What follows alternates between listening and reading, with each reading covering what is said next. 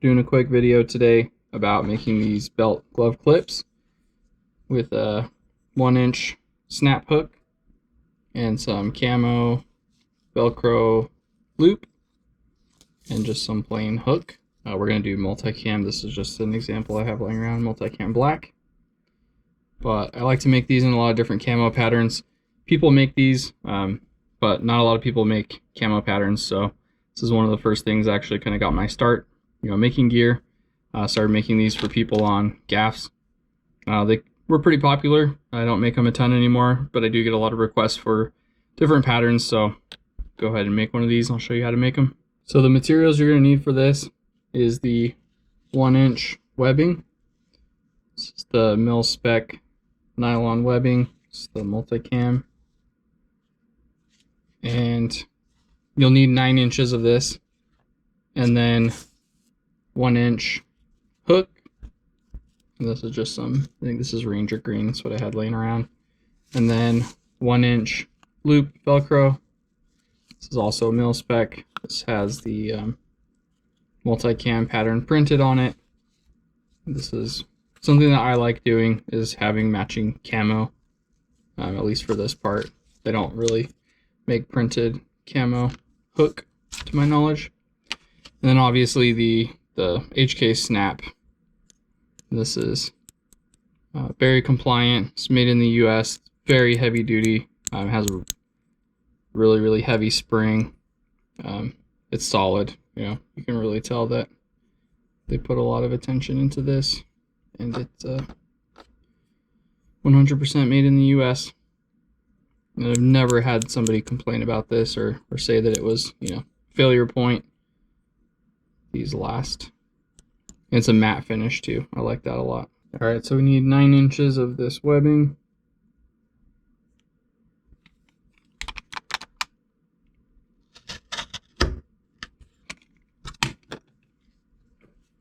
I'll just go ahead and melt the ends here so they don't fray.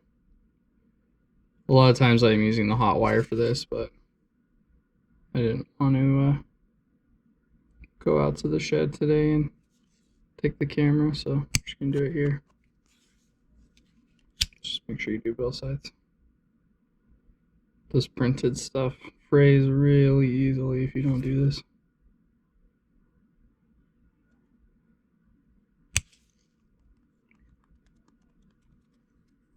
A little singed here, but all of this gets covered up as well. So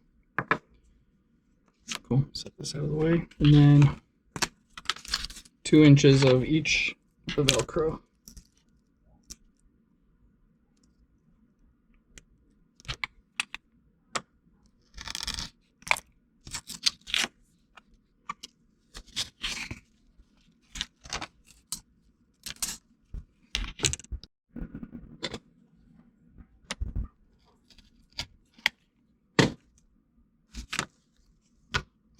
Okay, so both of these 2-inch pieces, and I usually start with the loop and sewing it onto one side. We'll just do a box and then an X through that box. It's probably unnecessary, but it's just how I've always done it.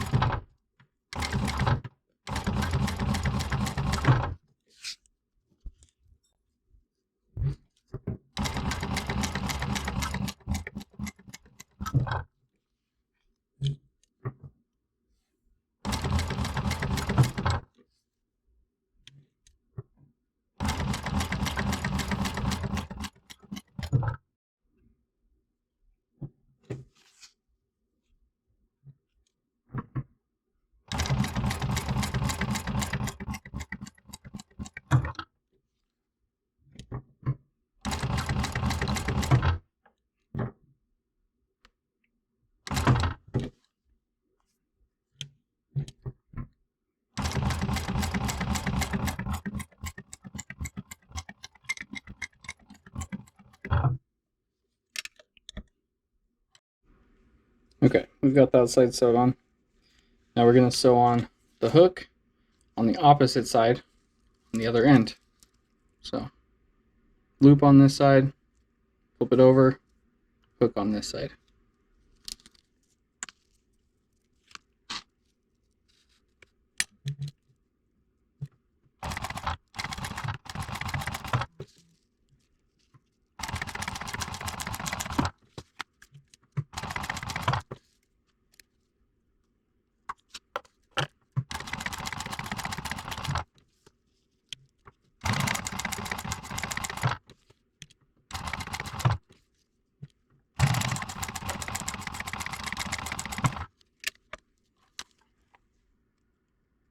Now we've got the hook on one side,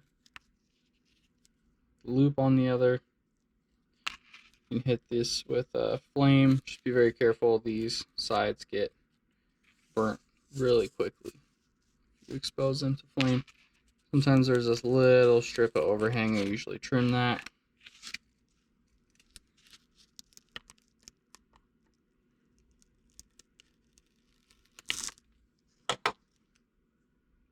Very minor detail, but keep that kind of clean on both sides.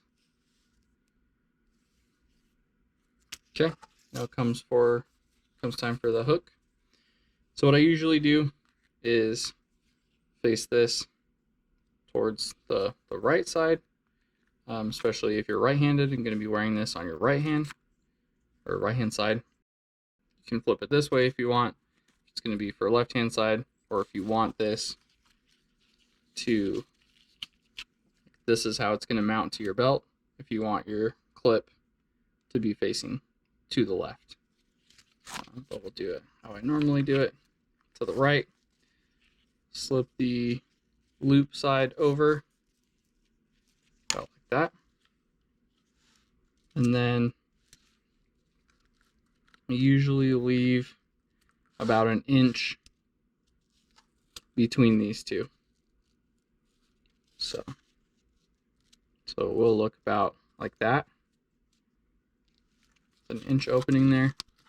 That way this can fold over. And then the overall length is about 2.5 inches. So it can fit belts up to 2.5 inch wide. So 1 inch gap between the two Velcro, and then we're just gonna stitch back and forth about 3 times right here. And then we'll be done.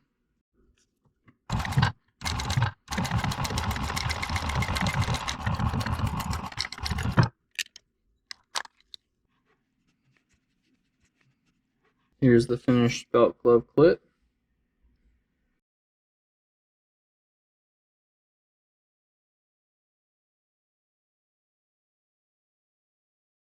So as you can see, it fits your belt. Fold this over. And it just kind of hangs down there. You can put your keys on there. Put a bag of Skittles. You get a hole punch and punch it in there. Hang your Skittles on it.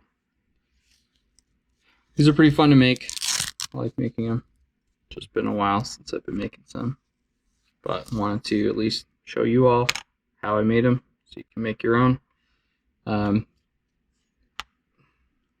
Domestic machines definitely struggle with sewing through 2 layers of this webbing. Kind of struggle with this part too. When I first started out, I was using just kind of a Singer heavy duty, and it struggled trying to make these. So that was one of the big reasons why I did eventually get an industrial, is to get these made super clean.